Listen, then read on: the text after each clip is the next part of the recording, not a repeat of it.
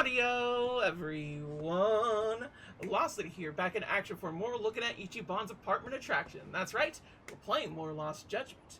And this time, we're gonna go figure out the rest of that little bug situation that we dealt with last night. Until then, though, we also have a place to go to figure out something. But this is a little more urgent, ain't it?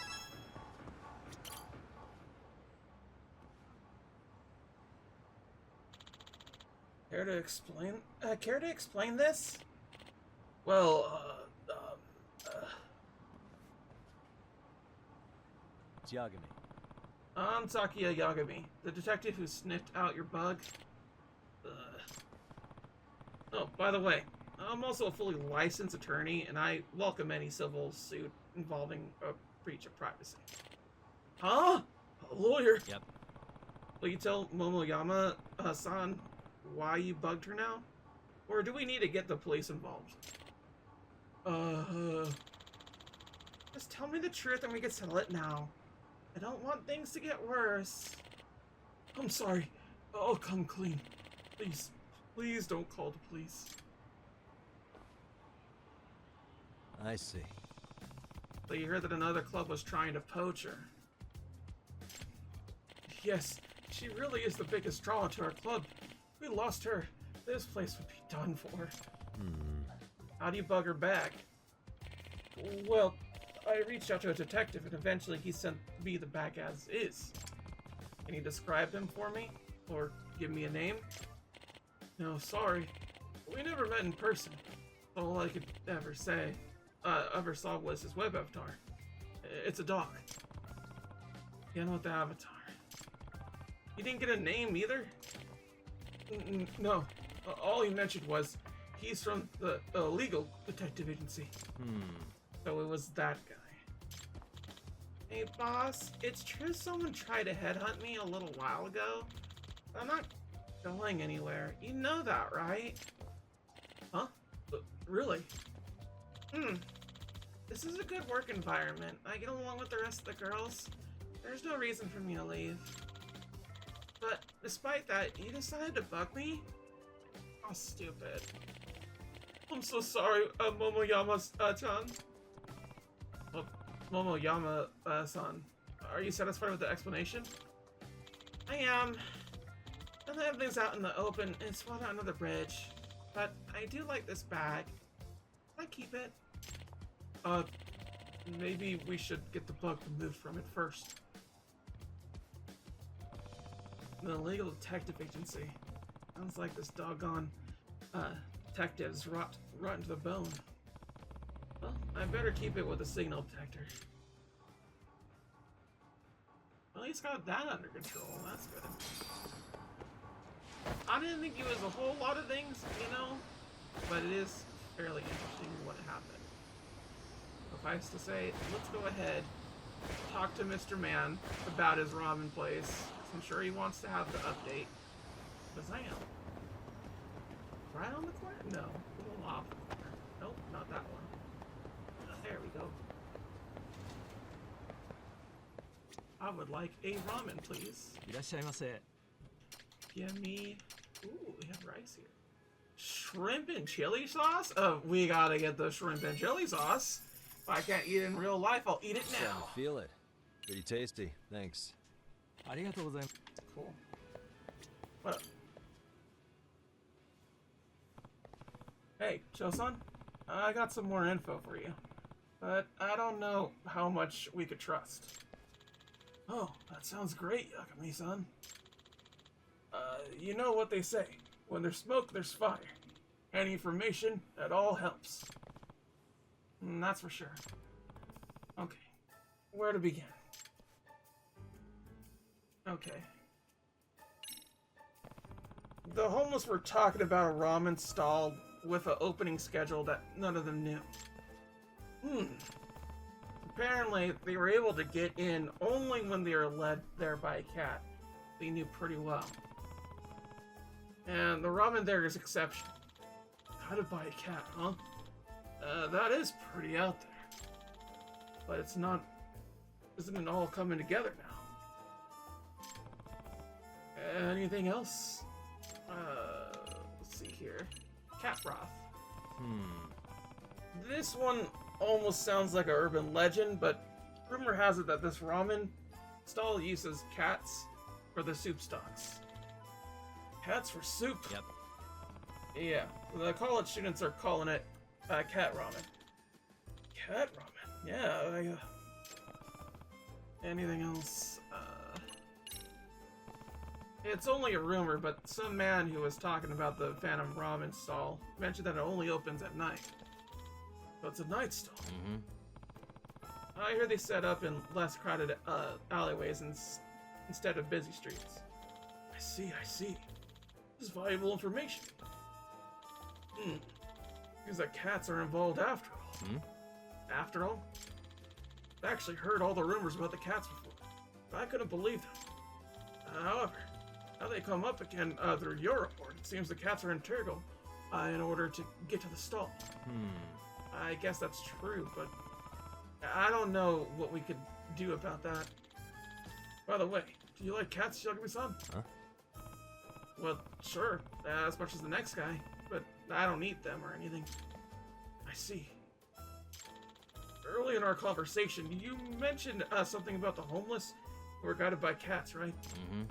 Yes, the cat that they took care of guided them to the stall. You're not suggesting we... I am. There's no other way but to have a cat guide us. I know it. I don't know any cats. There are a lot of stray cats in this area. They're cautious at first, but I'm sure they'll open up their hearts to us. We keep approaching them with patience. So, to sum it up... You're suggesting we should befriend some stray cats and have them guide us to the ramen stall?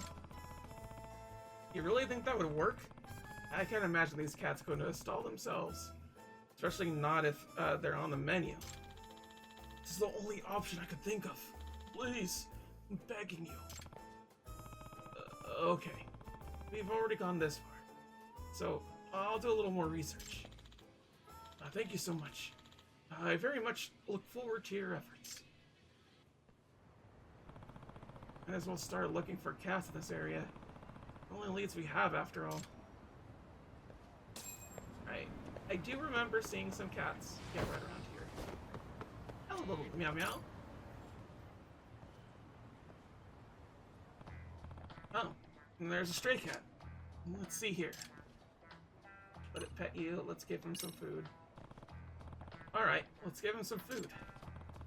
So happen to have a can of cat food.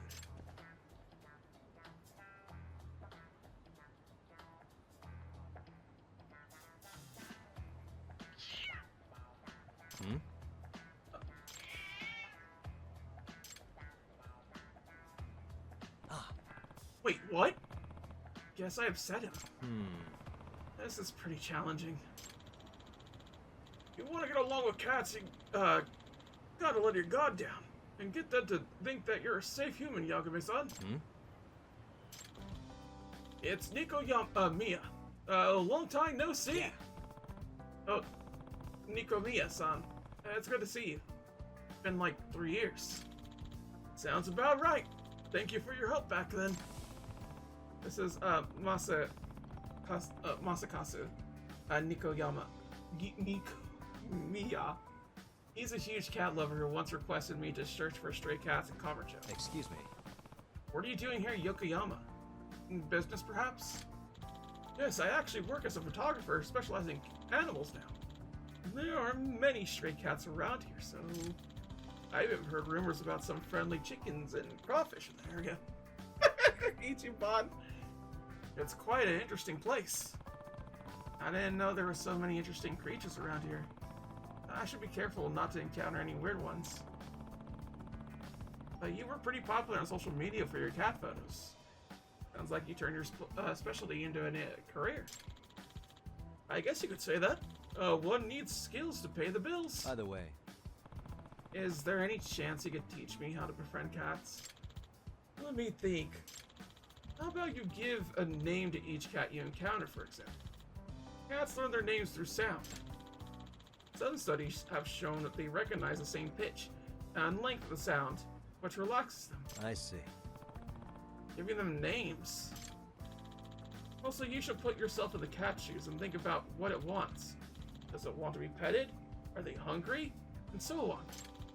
Each of their personalities will be different, but I'm sure you'll be able to get along if you respond to their needs. The cats in this area seem to have a network of their own. If you treat one of them nicely, it seems to spread amongst the other cats. Once you have that first bit of trust, the other cats might be more inclined to open up their hearts to you. Feline encounters, so we have that now. Oh, their name. I guess that's about it. It's pretty rare for it to go well at first. But please be patient and show them some love. I'm sure you'll be able to pull it off, Yagami-san. Okay, I think I get the gist of it. I'll give all this a try. Hello? What? A chimpanzee driving a power shovel in Omori? Oh, what a photo op! I'll head right over. Alright, Yagami-san. I got some work to do, so I'm taking off. I wish you the best. Nikomiya-san seems pretty busy. Well, time for me to get to work, too. First things first. I need to get along with these cats. Okay. There's a little paw friend. Okay. So we might be able to find more of these little cat things elsewhere. I have no idea where. I'm gonna have to figure this out. This is a whole new entire side quest for the kitty cats. I don't know why I go all over the place. I really did not have to do that. I just needed to find a taxi. Here. Yeah, I don't have any for those two. Off we go. Yeah, whatever, bud. We're going to the station, because we gotta meet some people for, hey stuff.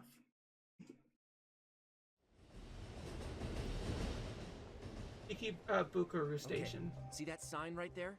Ehara was leaning on that before the incident. Yep, just like that. He was standing around searching for a victim. Ehara's the man in the cap and sunglasses. That's him deciding who to attack? Yeah, looking at it now, he is pretty suspicious. So, Ehara was lingering at the platform a while, huh? Yeah, he walked past the ticket gate at 7:43 a.m. This was confirmed by the security tapes as well as when he swiped his transit card. After that, he wandered the platform an entire hour ogling women. He spent that long choosing a target? Yeah, sick, isn't it? Then the security camera that caught him would be... that one? That's right. Ikebukuro is pretty famous for its sheer amount of foot traffic. A station like this, the cameras almost never have a blind spot. Anyhow, at 9:06 a.m., Ehara finally honed in on his would-be victim. Then he boarded her train, which was departing for Shinjuku. She's the one in the pink cardigan and white skirt? Yeah, Yui Mamiya, an office worker and mother of a 6-year-old boy.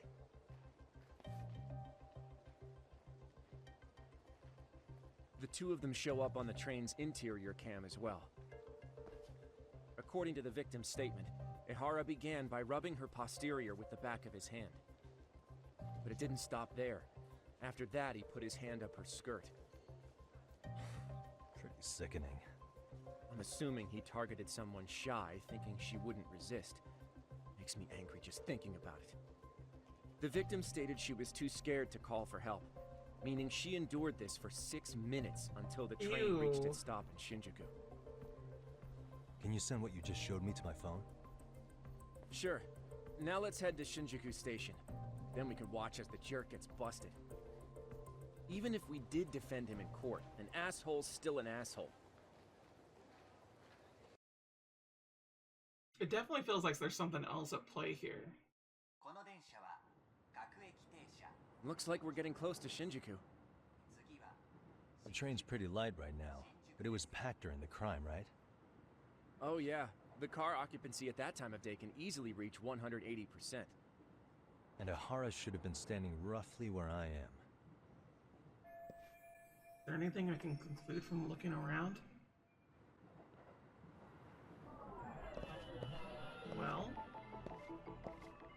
see a few things.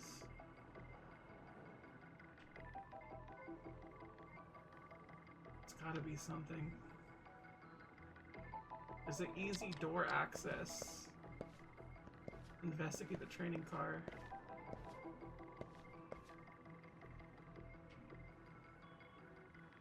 Could be something.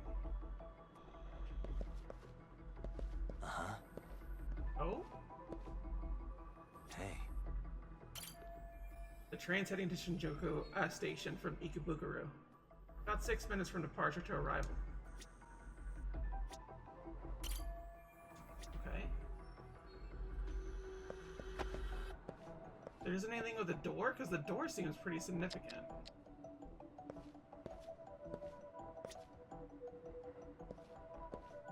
Okay. Don't look any further there. Two doors. Ain't nothing else there.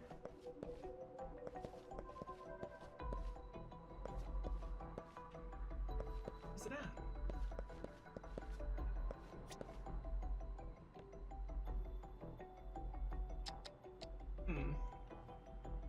Window. There's gotta be like some sort of trickety trick or bippity bop. Like a camera or something. What the? Oh, there we go. Security camera that records the train's interior. These were installed to deter train gropers, or at the very least identify them. Yeah, he was here for this reason alone. Makes sense.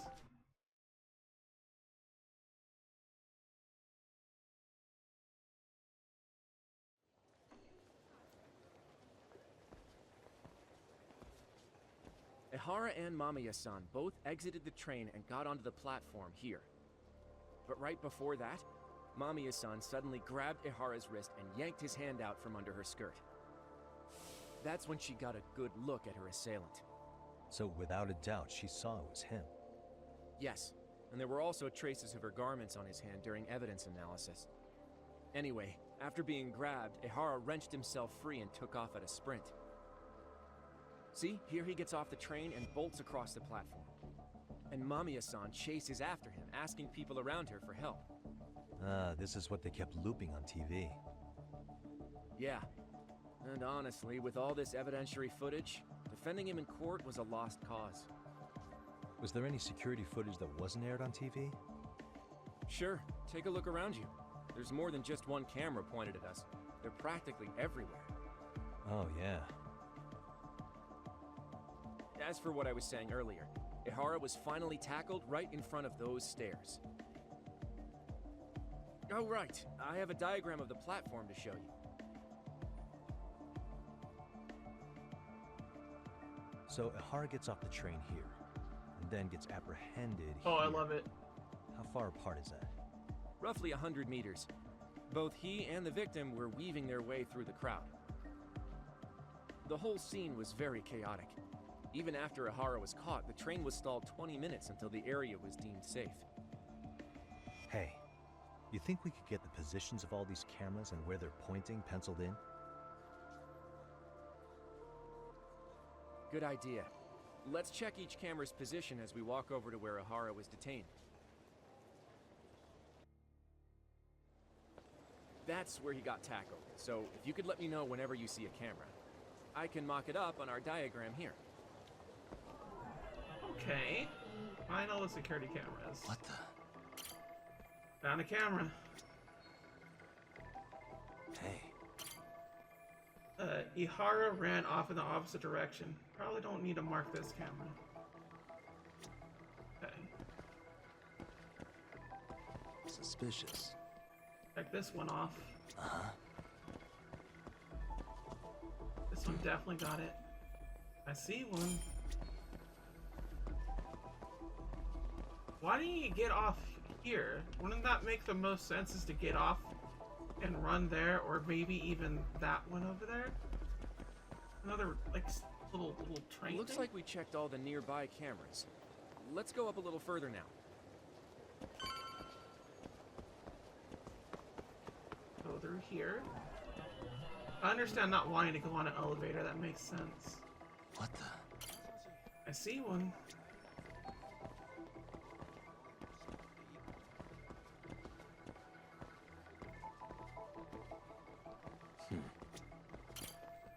There it is. That one.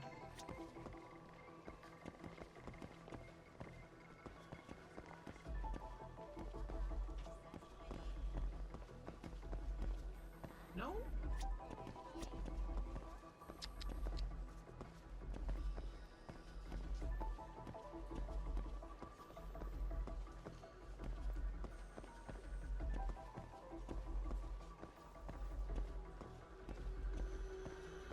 If it was through this way, then it should be that. Hey. Check this one off.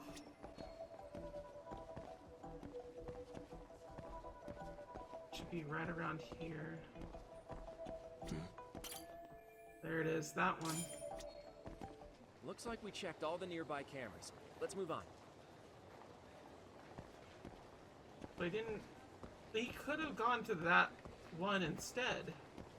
It seems like he was trying to get as much footage of him as possible to make sure he was caught. Hey. Check this one off.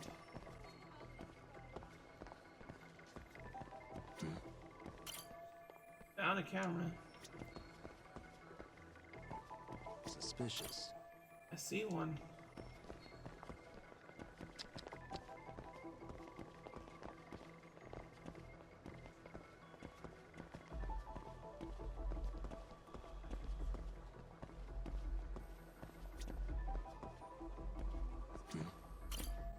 There it is, that one.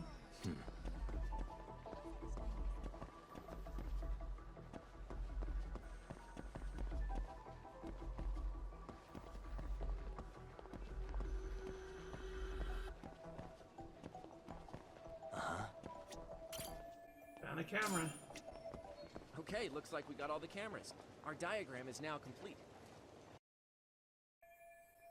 Diagram represents the station at the time of the groping. Ehara got off the train around 9:12 a.m. on October 7th. From the deporting area, he ran into the direction of the arrow. Then he was tackled by concerned citizens. Now we'll pencil in the camera locations and what directions they're pointing. So each of the orange area represents a security camera's field of view. It looks like he took the optimal route to get spotted by every single camera. That's suspicious. What the? Is there anything I could note of I'm looking Suspicious. overhead? What the? Hey. What the? Hey. 360 cameras. Suspicious. Apprehended. This is where Ehara got tackled by witnesses. Multiple others on the scene documented this with their smartphone cameras. It's what they call eyewitness footage. But the TV stations shell out for this sort of thing.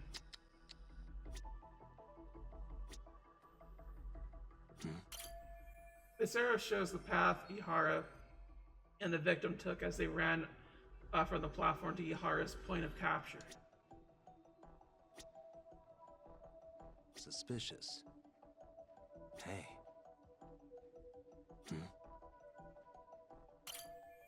Does the dotted part of the arrow indicate a blind spot between the cameras? If so, there won't be any footage of Ehara running through here. Only here? That's good. Everything else. Ehara and the victim disembarked here. The train pulled in at 9:12 a.m. Victim was gripping Ihara's hand, but he broke free of her. Then he tried to run away. So this was the general situation when Ehara committed his crime. What do you think, Yagami-san? Anything of note?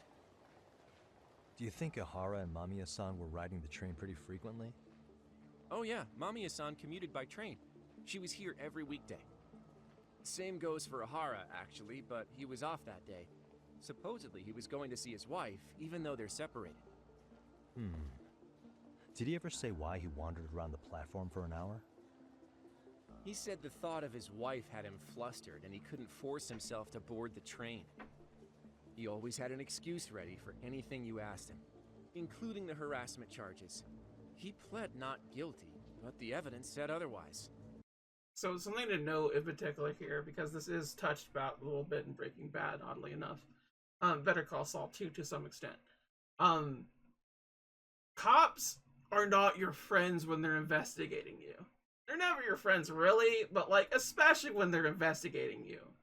And if you give them any kind of leeway into your thought process and or just like ways in which like you're talking about the truth and whatnot, they will try to twist it in a way that they are trying to pin you for the crime. Not because they believe you did it, but because you're the easiest one to pin on or assume you're guilty of something else in particular. That is their job. Their job is to find people guilty. That is it. It is not to protect and serve. In fact, that is not sound in court anymore. That was legally proven not to be the case. Hence why we had a bunch of cops looking at their phones when certain situations happen at classrooms that involved guns. Suffice to say, when you are a cop, when you are an ex-cop, you happen to know what to say. Because saying nothing is also suspicious and brings about things that you don't really want. So you need to bring a lawyer in, and the lawyer usually you talk through by proxy and whatnot. That is how you kind of do it. But if you're a cop, you know how to talk in a way that doesn't entrap you and in a way that you understand how the cops are trying to pin things on you and whatnot. So you give very bare minimum information and various things like that. It's just how it works. Considering he's an ex-cop, all this added together with the whole entire surveillance of things at the blind spot right there, something happened. He picked that spot for a reason. 100%. There wasn't a single argument we could make in court to establish reasonable doubt. Safe to say he did it. But on the same day, he knew his son's bully would be murdered in Ijincho. Pretty clear it wasn't a spontaneous need to grab some ass. I agree. It's almost like all the commotion around the harassment might have been planned out. More than that. Maybe everything was. Even down to getting captured. Yeah. You really played everyone by turning harassment into an alibi for murder. No matter how much evidence points to him as a killer, you can deny it with complete immunity. This is getting crazier by the minute. At the very least, he had something to do with it. Some connection. But I can't imagine he'll talk. Whatever his plan is, it's pretty clear Ehara is committed. To what? Getting revenge for his son? I think so. Who do you think his accomplices could be? Ehara is a veteran cop. Think maybe he knows how to hire an actual assassin? If so, he could have just paid for his revenge, right? Sure. But assassins cost an arm and a leg. He wasn't rich before all this, was he? No. He barely scraped up enough to cover his lawsuit against the school. Thought so. Got to the scenes of both the murder and the train groping. That should be all the places I need to see.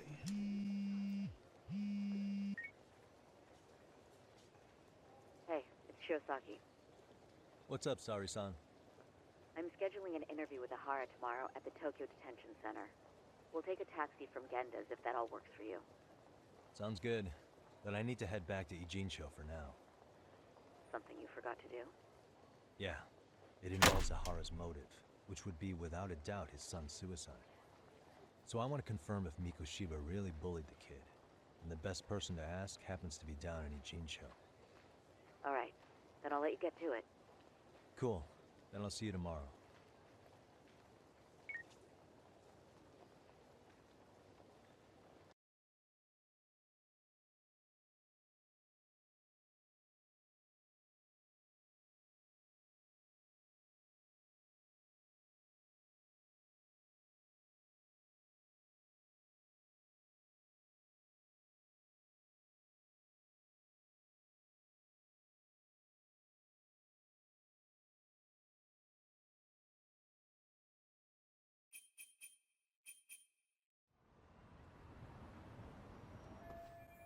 Mikoshiba, Ehara. Yeah, I think I saw everything there was to see at each of the crime scenes. All that's left is getting Sawa Sensei to talk. You'll be learning what happened to Ihara's son 4 years ago. Alright then. Let's go talk to Ehara, to Sawa Sensei. Not gonna be fun. She is not gonna be pleased with us.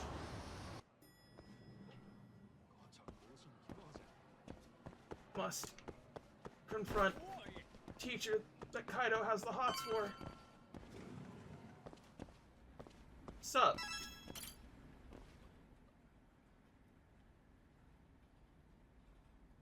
Got a minute?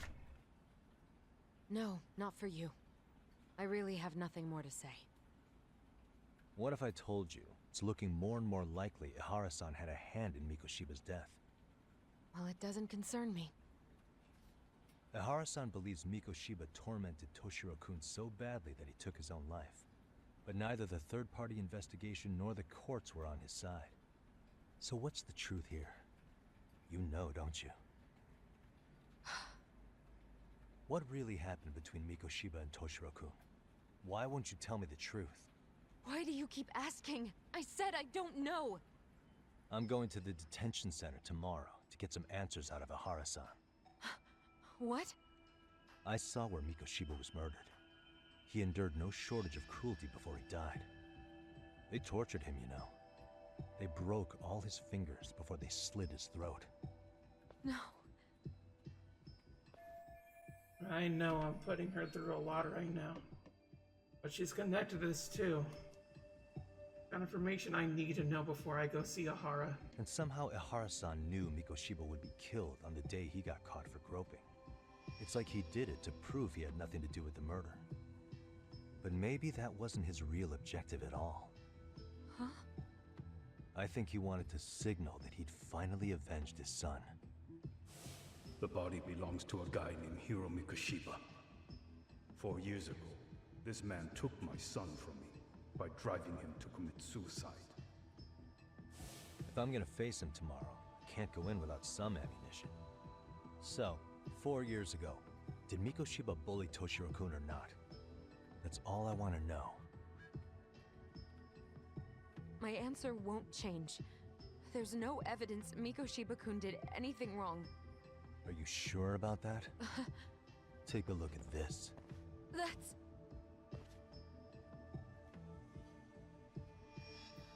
Toshiro Ehara, your student. Imagine that he's listening to what you're saying now. If you can look at him and say Mikoshiba played no part in his death, I'll leave you alone. In fact, you'll never hear a word from me again. So which is it?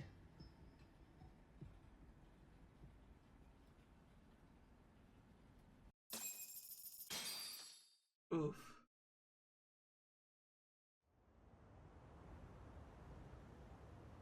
"4 years ago.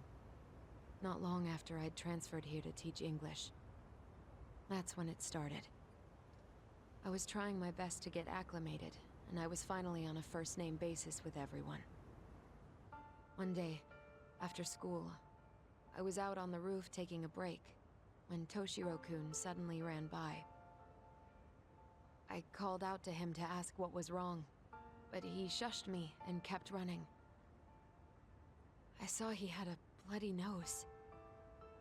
Moments later, Mikoshiba-kun showed up. He was looking for him. I told him I hadn't seen him. Toshiro-kun's face told me everything I needed to know. So Mikoshiba was bullying him after all.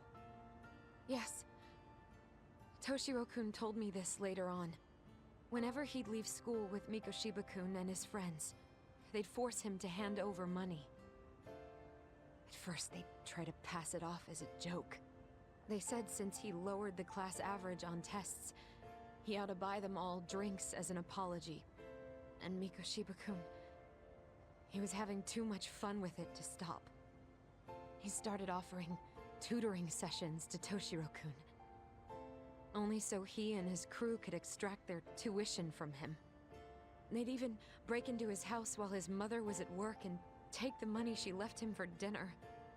And if he couldn't pay, they'd beat him up at school or make him grovel in the bathroom. Didn't anybody see what was really happening? The teachers either saw nothing or turned a blind eye. Few students knew about it, though. Anyway, I ended up relaying everything Toshiro-kun had told me to those boys' homeroom teacher. Mind you, this teacher had tenure, title, and years of experience under his belt. Do you know what he told me? He said not to cause a commotion because those boys were about to graduate. Why does that not surprise me? To be honest, it was hard to paint such an outwardly model student in a negative light. There was also no hard evidence to support Toshiro-kun's story. But someone still should have stepped in to help. If only I'd understood that at the time. You tried. The only thing I tried was to keep an eye out for him, making sure he wasn't alone, things like that. But unfortunately, that wasn't good enough. On the first morning of the 3rd trimester, Toshiro-kun tied a towel to his doorknob and hung himself in his room. And that's when you confronted Mikoshiba, right? You asked him point blank if he'd bullied him. I did.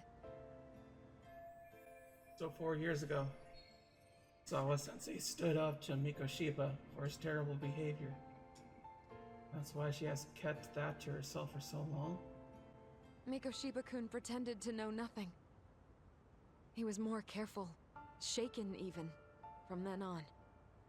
In all honesty, when I heard a third-party committee was investigating, I was hoping the truth would come out. Students were asked to fill out an anonymous questionnaire, and many of them wrote down exactly what they saw. Hold on. Didn't the court end up declaring there was no substantial evidence of bullying? How could they have said that with those questionnaires on hand? First of all, the committee never interviewed anyone directly. Those questionnaires were the only proof of anything. And the teacher of those boys was the one who collected them. Each time he came across any mention of bullying, he'd toss that questionnaire out. Also, he wouldn't get blamed in the end for ignoring the warning signs. So then the committee was pointless. A few students did speak up about the bullying online, but their posts weren't much to go on. Toshiro-kun's parents were completely caught off guard. His mother worked through the day, and his father lived all the way in Tokyo. That made it that much easier for the teacher to cover up all the evidence of bullying. He made that statement without even consulting the principal or the chairman. So, right before Mikoshiba-kun graduated, the committee presented their findings, that there was no evidence of bullying. The conclusion you've heard over and over. What the hell? In Japan, 300 children commit suicide every year, across all grades. Less than 3% are proven to be linked to bullying. Toshiro-kun's case ended up like that too.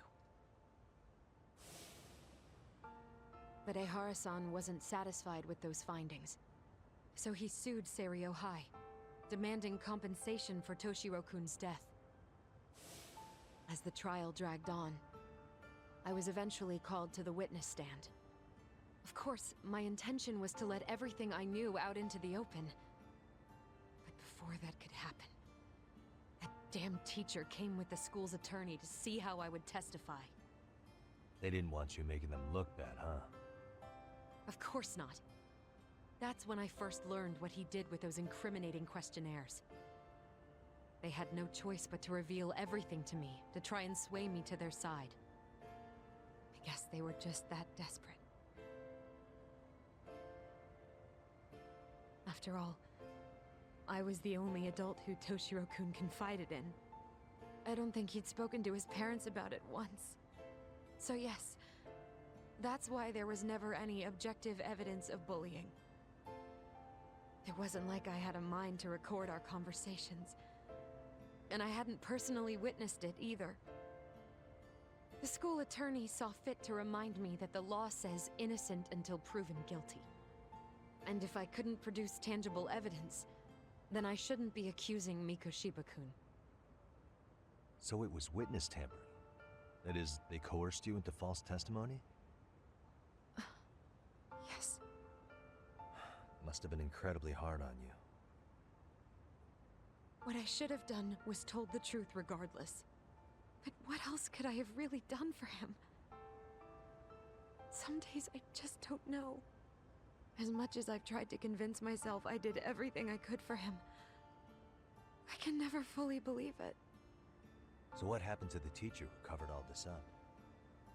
He transferred to another school. God, to think he's still standing at a podium somewhere. That's unfortunate. Even so, I don't have the right to place the blame solely on him. Wait, where in the story did Ehara definitely find out that Mikoshiba was a bully? Wasn't clear at the trial whether he could really bring himself to kill a person. Maybe, but in that case, Mikoshiba's bullying of Toshiro, or those questionnaires getting discarded. Have you ever told anyone else? No. I've been silent.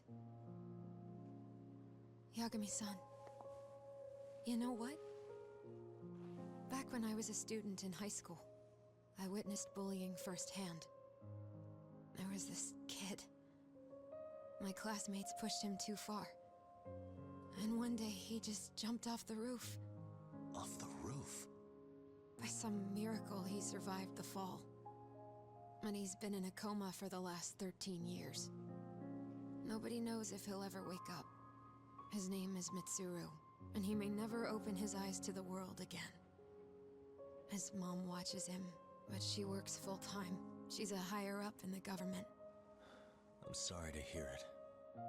The worst part is that his teacher knew. He even talked to the bullies about it. But all he said was, don't overdo it. But afterward, the public eviscerated him. He had to quit his teaching job. And yet, for poor Toshiro-kun, nobody was held responsible at all. And that includes me.